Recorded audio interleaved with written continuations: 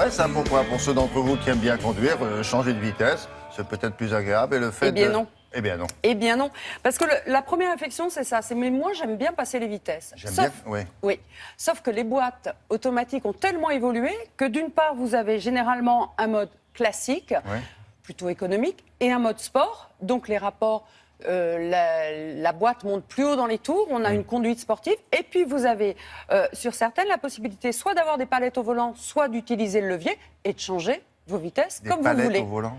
C'est des petites palettes, comme en F1, derrière le volant. Vous descendez les vitesses, vous montez les vitesses. Ah ouais. Et Ah ça, oui. ça plaît?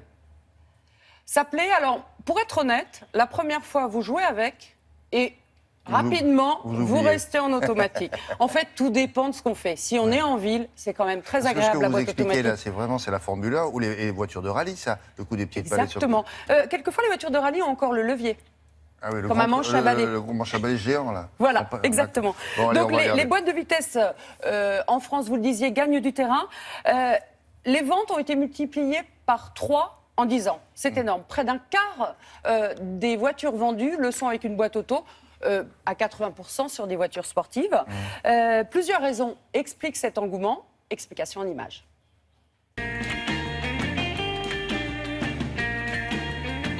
Les boîtes de vitesse automatiques ont beaucoup évolué.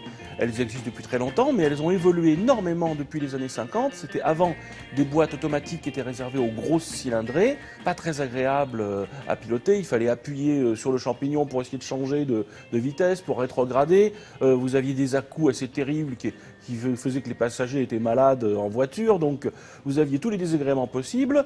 C'était une fiabilité douteuse et en plus ça consommait 30% de carburant en plus.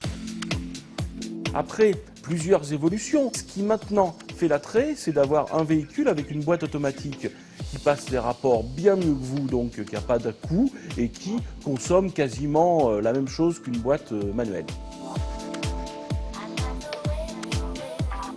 L'augmentation du nombre de rapports a permis aussi de faciliter le développement de ces boîtes automatiques. Lorsque vous avez des voitures à 7 rapports, imaginez si vous êtes forcé de passer 7 fois à débrayer, vous êtes tout le temps à débrayer sur votre véhicule. Donc avoir une boîte automatique qui le fait à votre place, c'est très bien. Ça permet d'optimiser les vitesses et les rapports, de ne pas perdre du temps sur l'embrayage et de se concentrer sur d'autres aspects du véhicule. En fait, l'ordinateur est plus intelligent et plus rapide que vous. La boîte automatique moderne apporte un confort énorme. On a maintenant des boîtes qui sont plus fiables, qui sont agréables à conduire. Il y a quand même un trait derrière qui est commun à tout ça, c'est l'arrivée de l'informatique, de l'ordinateur dans la voiture. Parce que la boîte automatique ne vit pas toute seule dans la voiture. Si elle ne tombe pas en panne, c'est aussi parce que derrière, vous avez tout un système qui permet de contrôler ce qui se passe dans le moteur, de bien étager tous les rapports. Donc je pense que dans 10 à 15 ans, il y aura peut-être un modèle qui aura une boîte manuelle, mais ça sera très rare, puisque l'essentiel sera en boîte automatique. Du coup, lorsqu'il y a beaucoup de boîtes automatiques vendues, vous avez le fameux effet d'échelle qu'on connaît tous dans l'automobile depuis la porte de T. Lorsqu'on en vend beaucoup, on diminue le coût. Et ces boîtes qui étaient très chères, maintenant, sont quasiment au prix des boîtes manuelles. Et les boîtes automatiques, ça va devenir de moins en moins cher ou... Théoriquement, ça devrait devenir de moins en moins cher.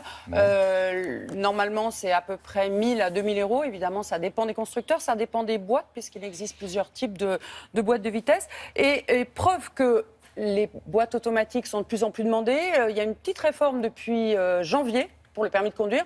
Vous pouvez faire une formation sur boîte auto, donc une formation de 13 heures au lieu des 20 heures sur une boîte mécanique.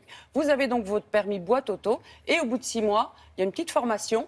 Vous n'avez pas repassé le permis et vous obtenez un permis sur boîte mécanique et boîte automatique. Donc on voit vraiment que c'est la tendance. Merci Anne-Christine, à tout à l'heure.